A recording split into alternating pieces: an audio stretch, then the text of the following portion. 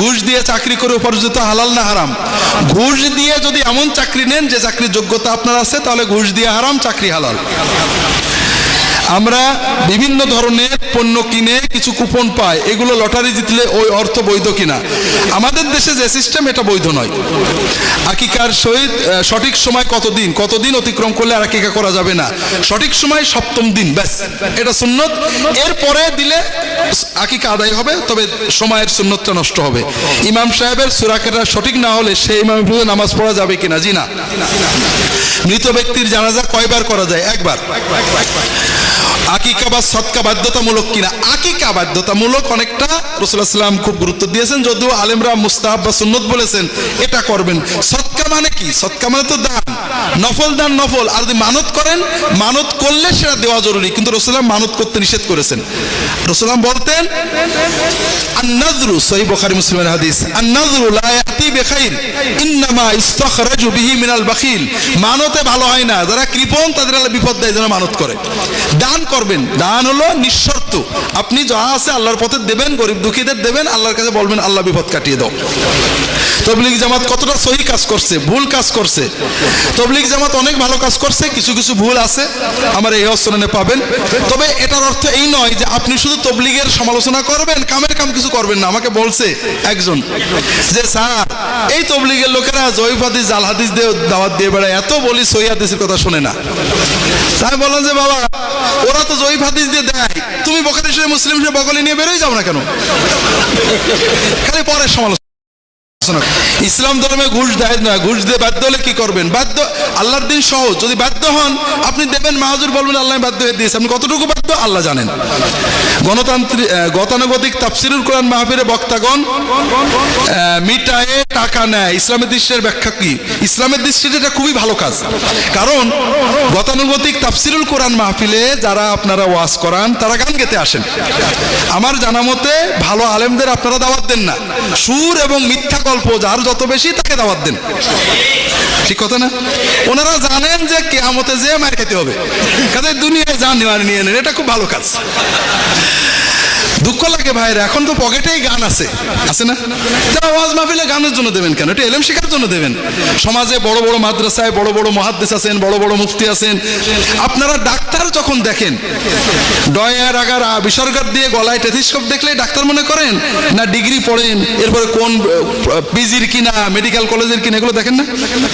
দেখুন, আলেমের কাছে দিন শেখার জন্য তার আগে ডিগ্রি দেখবেন, যে এরপরে দেখবেন কোন প্রতিষ্ঠানে চাকরি করে। অনেকে আছে আল্লামা, আলা হযরত, কোথাও কাম করে না, তার মানে কোনো এলেম নেই, কোনো আলেম বসে থাকে না।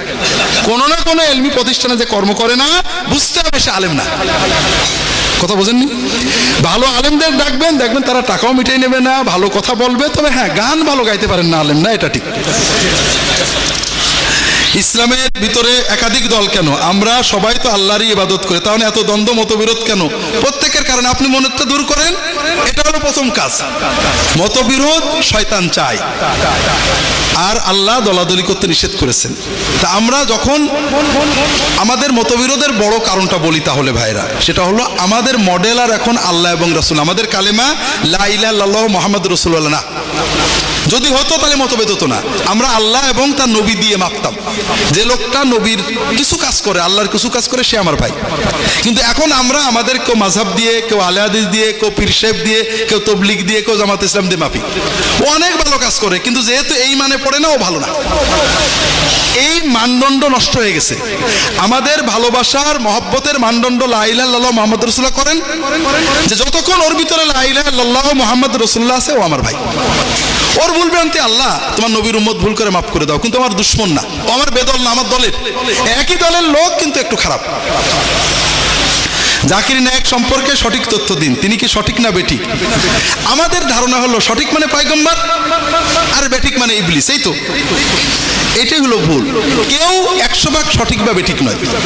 ডাক্তার জাকির নায়েক দিনের ভালো দায়ী, আমরা তাকে মহব্বত করি। তিনি বিভিন্ন ধর্মের তুলনায় খুব ভালো কথা বলেন, সহি কথা বলেন, দিনের আম কথা, তাওহীদ সুন্নতে ভালো কথা বলেন। তবে তিনি ফিকহের আলোচনা না করলে ভালো করতেন। তিনি এই যে ফিকহি মাসলা, উনি শাফিঈ মাযহাবের মানুষ, ওনার বাপ দাদা 14 গোষ্ঠী শাফিঈ। উনি মসলার কথা এবং সৌদি আলেমদের অনুসরণ করেন, তারা হাম্বলি। এতে মসলা বলেন যখন উনি উনার কায়দায় বলেন, আমাদের দেশের সাথে মেলে না, কিন্তু উনার তাওহীদ সুন্নত দ্বীনের আল্লাহর হক বান্দার হক বিভিন্ন ধর্মের তুলনামূলক কথাগুলো ভালো। আর ফিকহি মসলায় যেগুলো বলেন আমরা অনেক কিছুর সাথে একমত না, আমরা মনে করি উনার মসলাটা ভুল, কিন্তু উনার ফিকহি দু একটা মসলায় মতবিরোধের কারণে উনার এই হাজার হাজার নেক আমল বাতিল হয় না। আমরা এখন আমাদের তো বলেছি আমাদের মানদণ্ড তো আল্লাহ আল্লাহ রসুল না, আমাদের মানদণ্ড আমাদের মাযহাব। উনি যেহেতু আমাদের মাযহাবের বাইরে বলেন কেন উনি মাননা, এই মানদণ্ড নিয়ে আল্লাহর কাছে কি হবে আমার বড় কষ্ট লাগে। দ্বিতীয় কথা হলো আমরা যে জাকির নায়েকের বিরুদ্ধে বলি, মাশাআল্লাহ তাবারাকাল্লাহ আমাদের বড় বড় হাস্তি আল্লামা উলামায়ে কেরাম জাকির নায়েকের বিরুদ্ধে হাই ফাই মাহফিল করেন, বিশাল বিশাল 6 ঘন্টা মাহফিল ওয়াজ হয় শুধু জাকির নায়েকের আহলে হাদিসের বিরুদ্ধে, কিন্তু সেখানে নাস্তিকতার বিরুদ্ধে, ধর্মান্তরের বিরুদ্ধে, শিরিকের বিরুদ্ধে, কবর পূজার বিরুদ্ধে, সুদ ঘুষের বিরুদ্ধে একটাও কথা হয় না। মাহফিলটা কেমন হলো? খুবই ভালো। এই যে উলামায়ে কেরাম জাকির নায়েকের বিরুদ্ধে বলছেন, আলহামদুলিল্লাহ, এতে আল্লাহ তাআলা কতটুকু খুশি আমি জানি না, শয়তান কতটুকু খুশি তাও জানি না। তবে আমরা ময়দানে কাজ করে দেখেছি খ্রিস্টান ধর্ম যারা প্রচার করেন হুজুররা জাকির নায়েকের বিরুদ্ধে বলাতে তারা মহা খুশি, কারণ জাকির নায়েকের লেকচার যারা শোনে তারা আর খ্রিস্টান হয় না। এই জন্য তারা বলে দেখো না জাকির নায়েক মিশা কথা হুজুররা বলেছে। সম্মিলিত মোনাজাত করা যাবে কিনা? সম্মিলিত মোনাজাত করা যাবে না কেন? কথা হলো কখন? আপনি যদি বললেন জামাতে নামাজ পড়া যাবে না, আমি কি বলবো? যাবে না, যাবে না। আপনি আলহামদুলিল্লাহ আমরা এখন থেকে প্রতি রাত্রে মসজিদে তাহাজ্জুদের নামাজ জামাতে পড়বো। মশলাটা কি হলো? আপনি কোথার মশলা কোথায় নিয়ে গেলেন? কথাটা হলো আমরা যে 5 ওয়াক্ত নামাজ পড়ি এরপর রাসূল সাল্লাল্লাহু আলাইহি ওয়াসাল্লাম একাকী মোনাজাত করতেন, জামাতে করতেন না। মাদ্রাসা থেকেও জামাতে করেছে, আমরা বেদাত বলছি না, এটাকে রীতি বানানো এটা আমাদের উচিত নাই। তবে প্রয়োজনে বিভিন্ন সময় রাসূল সাল্লাল্লাহু আলাইহি ওয়াসাল্লাম একসাথে মোনাজাত করেছেন। ছাত্র আমি 2 বছর যাবৎ ফজরের নামাজ জামাতের সাথে আদায় করতে পারছি না, কিন্তু অন্য 4 ওয়াক্ত নামাজ জামাতে আদায় করি। ফজরের নামাজ জামাতের সাথে আদায় করার জন্য মোবাইল ফোন অন্যান্য আমল করেছি, কিন্তু কোনো কিছুতেই সম্ভব হচ্ছে না। আমি কি করতে পারি? সম্ভব না হওয়ার কারণ ঘুমাতে দেরি হয়, সম্ভবত একটু আগে ঘুমাতে হবে, ইনশাআল্লাহ হবে। আল্লাহর কাছে দোয়া করো, বলো, অর্থাৎ বন্ধু অনেকে আছে যারা ডেকে দেবে, ইনশাআল্লাহ সম্ভব হবে। আল্লাহর কাছে তৌফিক চাও। কবর দেখলে সালাম দিতে হয়, কিন্তু যদি হিন্দু বৌদ্ধ খ্রিস্টানের কবরে সালাম দেওয়া হারাম না, মুসলমানকে সালাম দিতে হয়। অন্যদের কবর দেখলে মৃত্যুর কথা স্মরণ করতে হয়, 100 কবরে যেতে হবে, এটাই। যারা কবরে ভক্তি করে তাদের জানা কবরে সেজদা বা ভক্তি করে, কবরে সেজদাকারী মুশরিক, তার কোনো তিনি মুসলমান নন। আজকাল যুগে মুসলমানের ঘরের মেয়েরা হয়েও তারা বিদ্রোহী কালচার মেনে নিচ্ছে, বিদেশি কালচার, তাদের পোশাক ব্যবহার ইসলামিক নেই। এই অবস্থায় ডিজিটাল যুগে আমরা কি করতে পারি? খুব সহজ কথা, মুসলমান মেয়েরা খারাপ না, আপনারা তাদের কাছে দিন পৌঁছাতে পারেননি। ফাসেক ফাজের পাপীরা তাদের কাছে পাপটা পৌঁছে দিয়েছে, তারা না বুঝেই এর পিছনে চলে গেছে। প্রথমে পিতামাতার দায়িত্ব সন্তানদেরকে ইসলামী ধারায় পালন করা, সমাজের মানুষের দায়িত্ব তাদের কাছে দ্বীনের দাওয়াত পৌঁছানো। তারা ভালো হবেন, কিছু মানুষ খারাপ থাকবে। তাবিজ মানলে কি শিরক হবে? তাবিজ হাদিসে শিরকি বলা হয়েছে, ঝাড়ফুঁক জায়েজ, সুন্নত আছে ফু দেওয়া। তবে তাবিজ হাদিসে শিরক বলা হয়েছে। অনেক আলেম বিশেষ বিশেষ শর্তে জায়েজ বলেছেন। আমার রাহে বেলায়েত বইটা পড়েন। মৃত্যুর পূর্বে নিজের কাফন তৈরি করা জায়েজ আছে, দোষ নেই। মসজিদে সালাম ফিরিয়ে সম্মিলিত মোনাজাত আমার ইহা সুনান পড়েন। কাপড়ের টেট্রন দেওয়া যাবে কিনা, দোষ নেই। হা পাতা শার্ট পরে নামাজ হবে কিনা, হবে। এই শেষেরটা বলি, আমরা অনেকে বলি হা পাতা কাপড় পরে নামাজ মাকরু হয়, কথাটা ঠিক না। হাতার ফুল থাকলে গুটালে মাকরু হয়। রাসূলুল্লাহ সাল্লাল্লাহু আলাইহি ওয়াসাল্লাম অধিকাংশ সময় কোন কাপড় পরতেন? নামাজে, গায়ের নামাজে। আমরা হজে যেটা পরি, হজে পরা দেখেননি? হজের কাপড়, হ্যাঁ, এরাম একটা পরে একটা গায়ে দেয়, ঠিক না? এরাম পরে যখন আমরা নামাজ পড়ি আমাদের কোনোই কি ঢাকা থাকে না খোলা থাকে? কে বলেছে নামাজে কোনোই ঢাকার বিধান আছে? না, আপনি চাদর পরে গেঞ্জি গায়ে, অর্থাৎ কাঁধ ঢাকা এটা জরুরি। কাঁধ খোলা রাখলে নামাজ মাকরু হবে, কিন্তু কাঁধ ঢেকেছেন চাদর দিয়ে, গেঞ্জি দিয়ে, ভালো করে এরামের দিয়ে, কোনোই খোলা থাকলে নামাজের কোনো ক্ষতি হবে না। তবে আমার হাতা বড় আছে গোটালে, এমন কোনোই না, একটু গোটালেও হাদিসে নিষেধ আছে, এটা নামাজের আদবের খেলাফ। এগুলো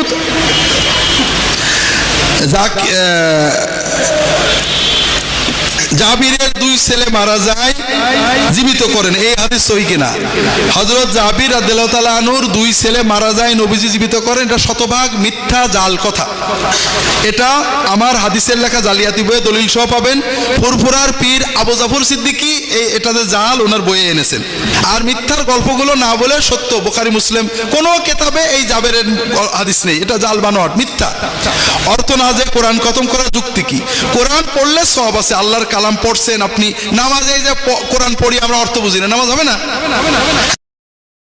তো না বুঝেও কোরআন পড়ি, আল্লাহর মহব্বতে আল্লাহর কালাম অন্তরে যাচ্ছে, কিছু ফায়দা আছে। তবে আল্লাহ না বুঝে পড়ার জন্য কোরআন দেননি। বুঝে পড়াকে আল্লাহ কোরআনে হক তিলাওয়াত বলেছেন, তার মানে না বুঝে পড়া না হক তিলাওয়াত লাগবে। সুন্নত নামাজের নিয়মাবলী কি? আমার রাহে বেলায়াতে সকল সুন্নত নামাজের সুন্নত পদ্ধতি বলছি। তাহাজ্জুদ নামাজের 3 বার সূরা ইখলাস দিয়ে পড়া যায় কিনা? হ্যাঁ, পড়া যায়, বড় বড় সূরা পড়া উচিত। আবার 3-4টা সূরা এক রাকাতে পড়তে পারেন। তাহাজ্জুদের নামাজে সূরা যা পারেন পড়েন, রুকু সেজদাগুলো লম্বা করবেন, সেজদায় আল্লাহর কাছে দোয়া করবেন। ইসলামী ব্যাংকে চাকরি করা বৈধ ইনশাআল্লাহ। ব্যাংকে টাকা জমা দিয়ে লাভ পাওয়া যায় তা বৈধ কিনা? যদি ইসলামী শরিয়া ভিত্তিক ব্যাংক দাবি করে আশা করা যায় বৈধ। ঈমান মজবুত করার উপায় কি? একটু পরে বলার চেষ্টা করব। সুন্নতে খাদ্য অনুষ্ঠান করা ঠিক না। বেধর্মী ঘরে খাবার খেলে ইসলাম ধর্মে কি বিধিনিষেধ আছে? জি, বিধর্মীদের রান্না বাড়া জবাই খাওয়ার ব্যাপারে বিধিনিষেধ আছে, শুকনা খাবার খাওয়া যেতে পারে। তাহাজ্জুদ নামাজের নিয়মাবলী কি? রাহে বেলায়াত পড়েন, ওযু অবস্থায় টিভি দেখে নামাজ পড়া যাবে কিনা? টিভি দেখলে ওযু ভাঙে না, তবে গুনার জিনিস দেখলে গুনাহ হবে। টিভি দেখা অবস্থায় তাসবিহ পড়া যাবে কিনা? যদি দিনই অনুষ্ঠান দেখেন তাসবিহ পড়তে পারেন, গুনাহ করছেন, নাটক দেখছেন, তাসবিহ পড়ছেন, এটা অনেক সময় ঈমান নষ্ট হবে। মেয়েদের পর্দা সম্পর্কে জানতে চাই। মেয়েদের পর্দা আল্লাহ ফরজ করেছেন। পর্দা মানে পুরুষদের যেমন নাভি থেকে হাঁটু পর্যন্ত ঢেকে রাখা ফরজ, মেয়েদের পর্দার 4টে পর্যায়। স্বামী স্ত্রীর মাঝে পর্দা নেই, অন্য মেয়েদের সামনে নাভি থেকে হাঁটু পর্যন্ত ঢেকে রাখা ফরজ, মাহরাম পুরুষদের সামনে কান থেকে হাঁটু পর্যন্ত ঢেকে রাখা ফরজ। বাকি গায়ের মাহরাম চাচাতো ভাই, খালাতো ভাই, মামাতো ভাই, দুলা ভাই, ভাসুর, দেওর সহ দুনিয়ার অন্যান্য সকল অনাত্মীয় পুরুষের সামনে পুরো শরীর ঢেকে রাখা আল্লাহ ফরজ করেছেন। কোরআনে, হুজুরা বানাই বলি না, আল্লাহ কোরআনে বলেছেন, সূরা নূর পড়লে পাবেন। গায়েবানা জানাজা জায়েজ কিনা? গায়েবানা জানাজা জায়েজ না জায়েজ নিয়ে ফুকাহাদের মতভেদ আছে। সবচেয়ে মোটামুটি কথা, যেটা ভালো কথা, সেটা হলো যে জানাজা, যে অর্থাৎ এক জায়গায় মারা গেছে, কেউ জানাজা পড়েনি, তার গায়েবানা জানাজা পড়া সুন্নত সম্মত।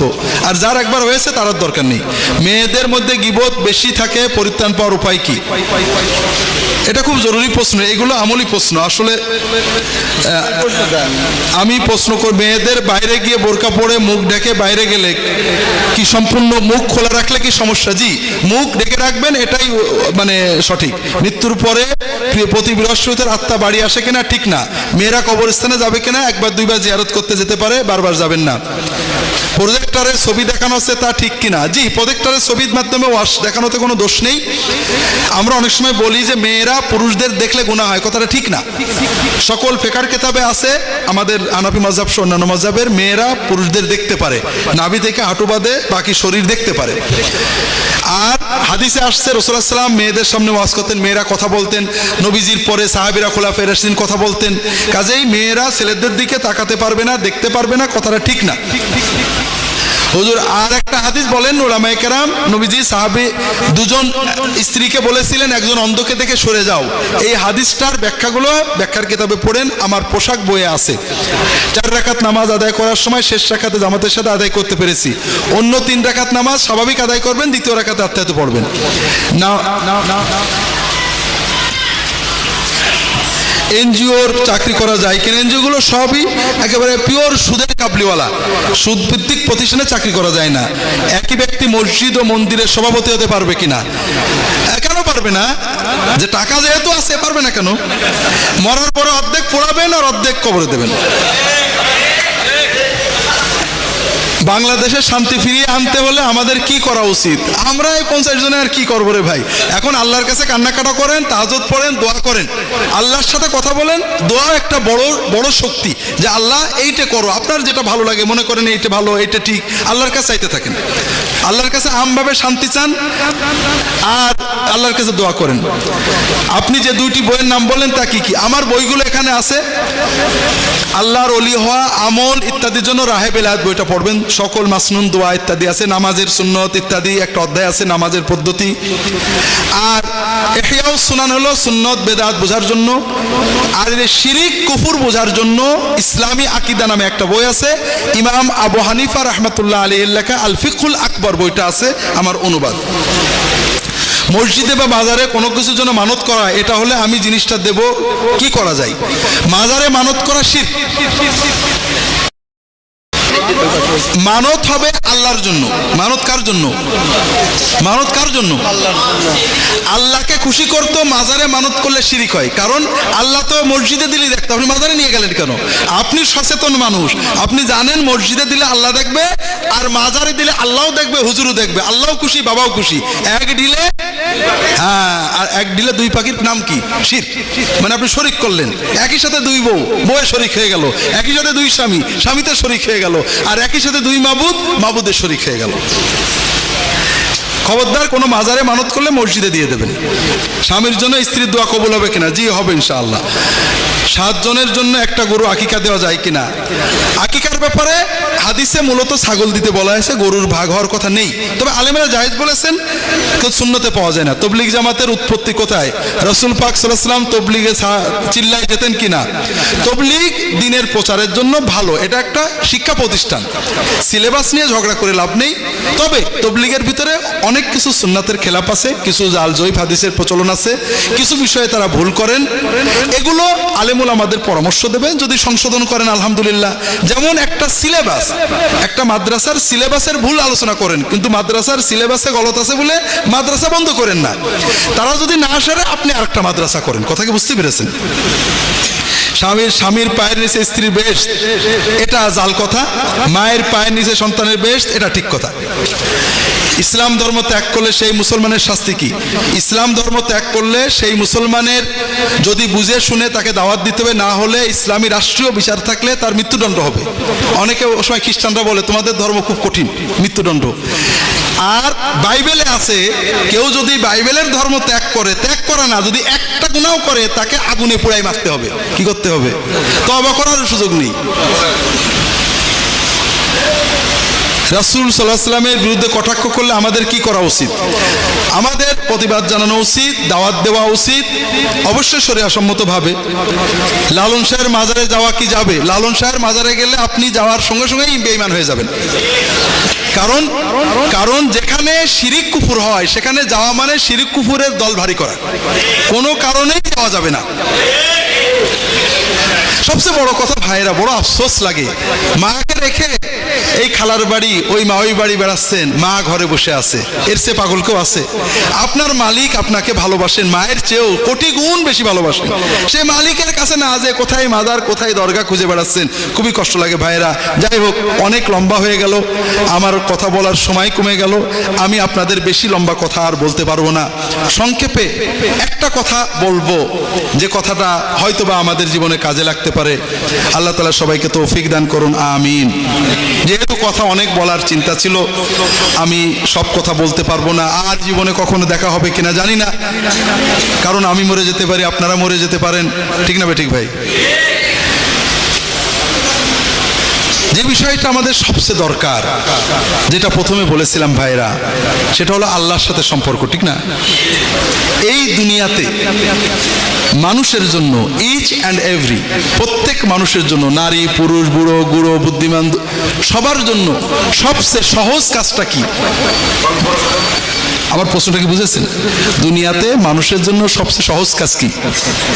আমি বলি, দুনিয়াতে মানুষের জন্য সবচেয়ে সহজ কাজ হলো আল্লাহর ওলি হওয়া। কথা বোঝেননি? বুঝেছেন তো বিশ্বাস করেননি। বিশ্বাস করলে সবাই সুবহানাল্লাহ বলতো, কারণ আমি জানি আপনারা বিশ্বাস করেননি। কেন বিশ্বাস করেননি সেটা আমি আগে বলি, সময় কম। আসলে ওলামায়ে কেরাম যদি এখানে থাকেন, একটু লক্ষ্য করবেন, এই যে আমরা মুসলিম উম্মার অনেক কথা বলছি, ঝগড়া ঝাঁটি গোলমাল শিরিক কুফুর, এর কারণ হলো আমরা যারা আপনারা আলেম ওলামা, তারা দ্বীনের দাওয়াতটার মূল ভিত্তি আমরা নষ্ট করেছি। আমরা দাওয়াত দিই গল্প দিয়ে। কি দিয়ে? গল্প কোরআনের গল্প না, হাদিসের গল্প না, সাহাবীদের গল্প না। কাদের গল্প? পরবর্তী জামানার বুজুর্গদের অলৌকিক গল্প, ঠিক না? আপনি বলেন তো, আমরা 10 জন সাহাবীর নাম মুখস্থ আছে, কতজন আছি আমরা? কিন্তু 10 জন ওলি আল্লাহর নাম বলতে পারে, আছেন? কারণ কি? আমরা ওয়াইজরা, উলামায়ে কেরাম, ইমামরা রাত দিন যত ওয়াজ নসিহত করি বুজুর্গদের গল্প দিয়ে, ঠিক না? ঠিক না বেঠিক? কিন্তু ভাইরা, বুজুর্গদের গল্প আমাদের এই সকল সমস্যার মূল। আমি বুজুর্গদের বিরুদ্ধে বলছি না, বুজুর্গদের নামে গল্প বলার বিরুদ্ধে বলছি। কারণ কি? ভালো করে বোঝেন। প্রথম কারণ হলো যে বুজুর্গদের নামে যে গল্পগুলো বলি এর কোনো সনদ নেই। এগুলো মিথ্যা, জাল, প্রতারণা, শয়তানের বানানো না মানুষের বানানো তাও বলা যায় না। কোথা থেকে এসেছে, কে বলেছে জানা যায় না। আর কোরআনে এবং হাদিসে সাহাবীদের যে কথাগুলো আছে এগুলোর সব সনদ আছে, এগুলো সত্য মিথ্যা যাচাই করা যায়। কথা কি বুঝতে পেরেছেন? 2 নম্বর কথা হলো, আল্লাহ তাআলা কোরআন কারীমে রাসূলুল্লাহ সাল্লাল্লাহু আলাইহি ওয়াসাল্লামকে আমাদের মডেল বানিয়েছেন, ঠিক না? আর রাসূলুল্লাহ সাল্লাল্লাহু আলাইহি ওয়াসাল্লামের পরে সাহাবীদের মডেল বানিয়েছেন। তারা আমাদের মডেল, তাদের অনুসরণ অনুকরণের মাধ্যমে আল্লাহ পাওয়া যাবে। পরবর্তী কোনো বুজুর্গ আমাদের মডেল না, তারা আল্লাহর মাহবুব বান্দা। আমরা তাদের মহব্বত করব, ভক্তি করব, শ্রদ্ধা করব, ভালোবাসবো, দোয়া করব, কিন্তু তারা মডেল না। তাদের ভিতরে সুন্নতের ব্যতিক্রম আছে, সুন্নতের পক্ষে আছে। কথাটা কি বুঝতে পেরেছেন? চতুর্থ হলো, এই যে বুজুর্গদের নামে ওয়াজ গল্পগুলো বলি, এগুলো আমাদের ইসলাম সম্পর্কে ভুল ধারণা দেয়। আমরা চমক দিতে চাই, কারামতের চমক, উদ্ভট চমক। 2টো চমকের গল্প বলে আপনাদের বলি।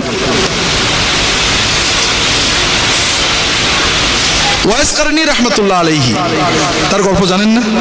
তিনি কি করছিলেন? তিনি দাদ। এই গল্প জানেন না কেউ? আছেন নাকি? তিনি হলেন আশেকে রসুলের মডেল। সত্যিকারের আশেক হতে বলে কি করতে হয়? দাঁত ভাঙতে হবে। সাহাবীরা কি দাঁত ভাঙছিলেন? তার মানে সাহাবীরা পুরনো আশেক ছিলেন না, ঠিক না?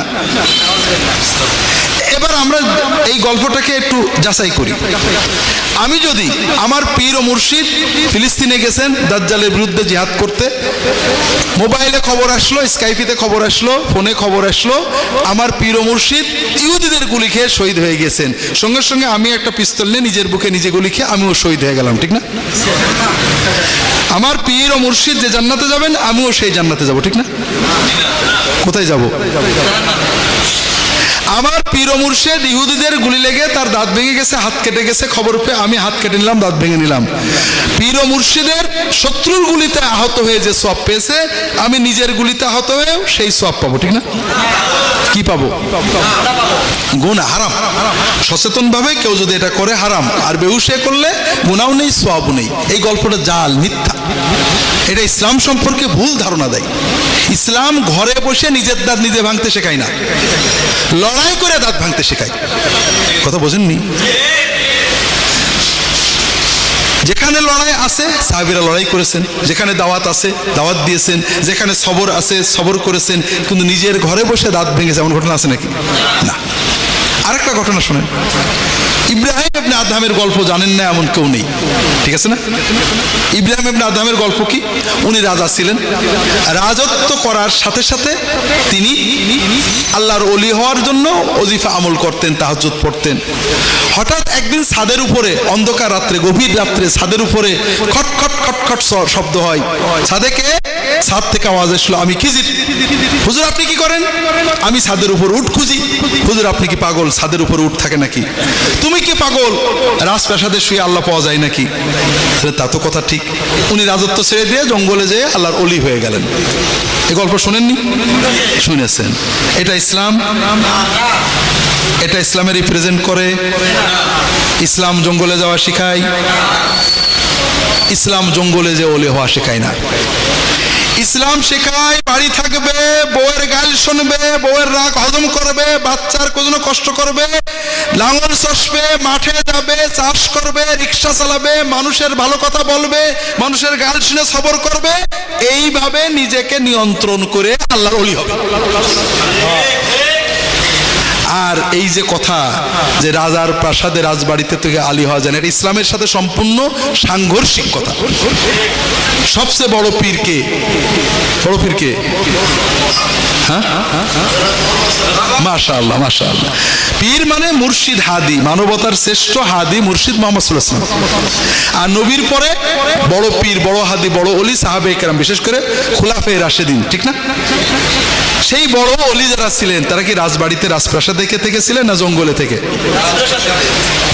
খুব ভালো করে বুঝুন, সারা রাত তাহাজ্জুদ পড়ে সারাদিন রোজা রেখে যে সওয়াব হবে, একটা মাজলুমকে জুলুম থেকে বাঁচায়ে, একটা বেদনার্তকে তার চোখের ব্যথা মুছিয়ে দিয়ে, মনের কষ্ট দূর করে, একজন অসহায়কে সাহায্য করে, একজন বিনা চিকিৎসায় মারা যাচ্ছিল তার চিকিৎসার ব্যবস্থা করলে, সারা রাত তাহাজ্জুদ পড়া, সারাদিন নফল রোজা থাকার চেয়ে বেশি সওয়াব হবে।